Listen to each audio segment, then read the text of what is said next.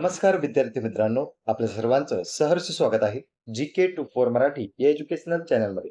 तर पहा, जिल्हा परिषद भरती 2023 या ठिकाणी आपण 2024 लिहितोय कारण की तीच भरती 2024 पर्यंत लांबलेली आहे. तर त्यामधील निकाल जो आहे तो जाहीर झालेला आहे आणि निवड यादी सुद्धा प्रसिद्ध करण्यात आली. तर पहा, आतापर्यंत आपण जिल्हा परिषदच्या विविध अपडेट्स पाहिलेले आहेत. आज आपण निकालाबाबतची अपडेट जाणून घेऊया. या ठिकाणी पहा मित्रांनो, आपण जाऊया सरळ आता PDF वर.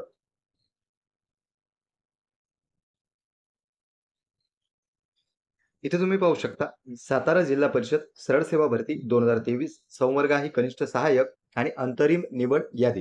तर या ठिकाणी कोणती जिल्हा परिषद आहे? सातारा जिल्हा परिषद आहे. पद कोणतं आहे? तर कनिष्ठ सहाय्यकचं पद आहे आणि या ठिकाणी तुम्ही पाहू शकता अंतरिम निवड यादी जाहीर करण्यात आलेली आहे. इथे पहा मित्रांनो, सर्वप्रथम तुमचा बैठक क्रमांक म्हणजे रोल नंबर, निकाल निकाल यादीतील क्रमांक, त्यानंतर नोंदणी क्रमांक म्हणजे रजिस्ट्रेशन नंबर, नंतर तुमचा प्रवर्ग कोणत्या कॅटेगरीमधून तुम्ही अप्लाय केलेला आहे ते, त्यानंतर उमेदवाराचे संपूर्ण नाव, मिळालेले एकूण गुण, जन्माचे दिनांक म्हणजे डेट ऑफ बर्थ आणि सर्वात शेवटी आहे शेरा. आणि सर्वात वरती जे टायटल त्यांनी दिलेलं आहे या ठिकाणी दिव्यांग प्रकार ब सुद्धा दिलेला आहे, दिव्यांग प्रकार म्हणजे सी सुद्धा दिलेला आहे ब क.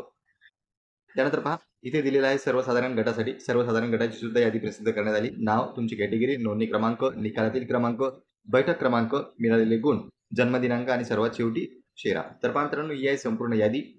तुम्ही जर या पदासाठी अर्ज केलेला असेल तर नक्कीच ही यादी तुम्ही चेक करू शकता. नंतर पहा खाली काय दिलेलं आहे. खाली त्यांनी डॉक्युमेंट व्हेरिफिकेशन संदर्भात सुद्धा नोटीस काढलेली आहे, तुम्ही पाहू शकता.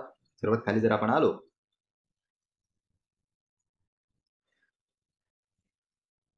तर या ठिकाणी पहा, सामान्य प्रशासन विभाग सरळ सेवा भरती पदांचे कनिष्ठ सहाय्यक माजी सैनिक आरक्षणातील कागदपत्रे पडताळणी कामी उमेदवारांची यादी. तर पहा, या ठिकाणी कागदपत्रे पडताळणीसाठी उमेदवारांची यादी जाहीर केलेली आहे, या ठिकाणी हे पाहू शकता. नंतर पाहूया आपण दुसऱ्या निकालाकडे वळूया.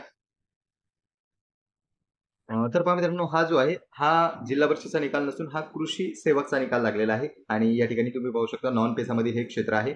Official division joint director of agriculture Amravati डिव्हिजनचा हा निकाल आहे. कॅटेगरी दिलेली आहे अगोदर SC, टोटल व्हॅकन्सी होत्या 4, जनरलच्या 2, फिमेलच्या 1. म्हणजे कॅटेगरी ज्या काही व्हॅकन्सी होत्या त्यांचीही यांनी डिटेल दिलेली आहे की इतक्या जागा होत्या आणि इतके कॅन्डिडेट त्या ठिकाणी निवडण्यात आले. तर पहा मित्रांनो, 4 जागा होत्या आणि 4 मधील तुम्ही पाहू शकता या ठिकाणी 3 उमेदवारांची निवड झालेली आहे. नंतर पहा, हे जे आहेत ते विविध स्पोर्ट्स अगोदर वरती काय दिलेलं आहे त्यांनी डिटेल दिली की जागा किती होत्या कॅटेगरी वाईज, SC ST ज्या काही कॅटेगरी असतील त्या. नंतर त्यामध्ये जे समांतर आरक्षण असते जनरल, फिमेल, एक सर्व्हिसमॅन, उभं आरक्षण आणि आडवं आरक्षण. आडवं आरक्षण आपण का SC ST OBC VJNT ज्या काही कॅटेगरी आहेत त्या आपण आडव्यामध्ये लिहितो आणि उभ्या आरक्षणामध्ये प्रकल्पग्रस्त, भूकंपग्रस्त, माजी सैनिक, खेळाडू यात सुद्धा आणखी त्या कॅटेगरीची विभागणी होत असते. म्हणून पहा, ST कॅटेगरीच्या टोटल जागा होत्या 10, पण त्यामधील 2 जागा होत्या सर्वसाधारणसाठी, 3 जागा होता फिमेलसाठी, 2 जागा एक सर्व्हिसमॅनसाठी, एक स्पोर्ट पर्सन, एक प्रोजेक्ट अफेक्टेड, एक अंशकालीन आणि एक डिसॅबिलिटीसाठी 6, ऑर्फनसाठी 2. अशा ज्या पोस्ट आहेत त्या सुद्धा इन्क्लूड होत्या याच्यामध्ये. तर त्यांनी डिटेल माहिती दिलेली आहे, तुम्ही खाली या ठिकाणी नाव पाहू शकता. ज्यांची ज्यांची नावं आहे त्यांचा हा निकाल लावण्यात आलेला आहे. तर पहा, ही आहे संपूर्ण यादी कॅटेगरी वाईज सेपरेट. त्यांनी पूर्ण डिटेल माहिती दिलेली आहे की जागा किती होत्या आणि किती उमेदवारांची निवड करण्यात आली. उमेदवाराचं नाव, roll number, date of birth, gender, category आणि या ठिकाणी कोणत्या कॅटेगरीमधून अप्लाय केलेलं होतं, मार्क किती मिळवलेले आहे आणि सर्वात शेवटी रिमार्क. पहा, ही आहे संपूर्ण यादी. 9 पानांची ही यादी दिसते.